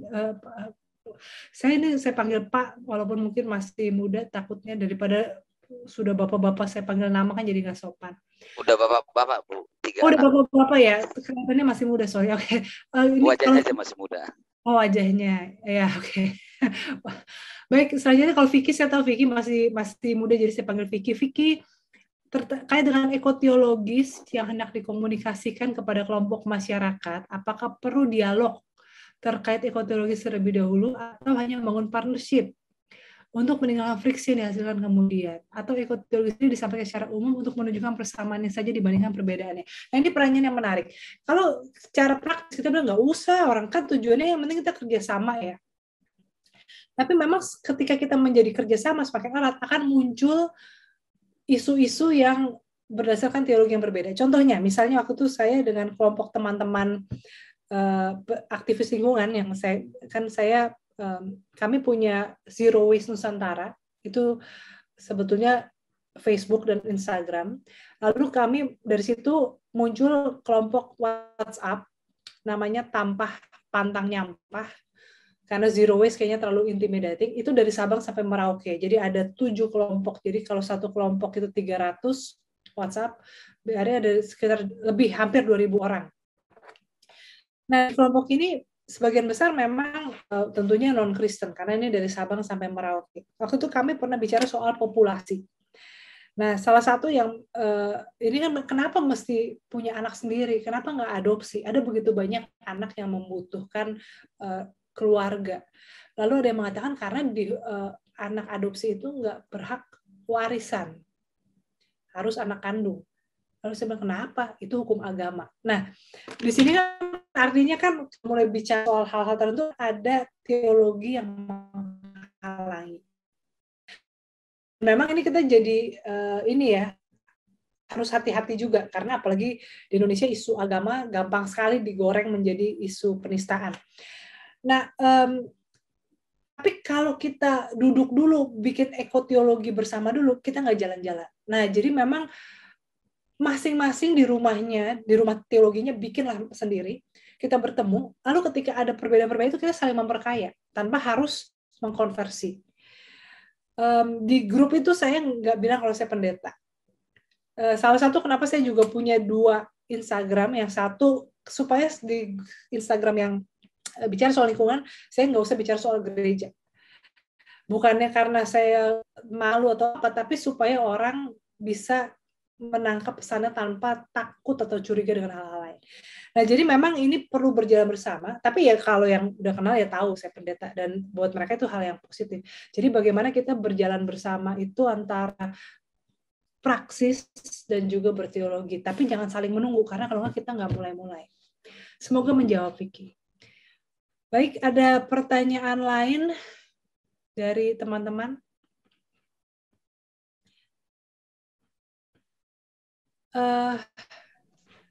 Oke, Ahmad, satu lagi. Bagaimana ekoteologi lintas agama, seperti apa prospeknya? Ya, seperti saya jawab tadi, bisa bagus kalau mau sama-sama kumpul. Sama seperti kayak dulu itu kan antara Ortodoks, Katolik, Protestan tuh rasanya nggak mungkin duduk bareng. Bisa bikin dokumen sekarang. Jadi mungkin bisa juga suatu saat kita dengan seluruh agama di Indonesia bikin sebuah dokumen spiritual, suatu pernyataan.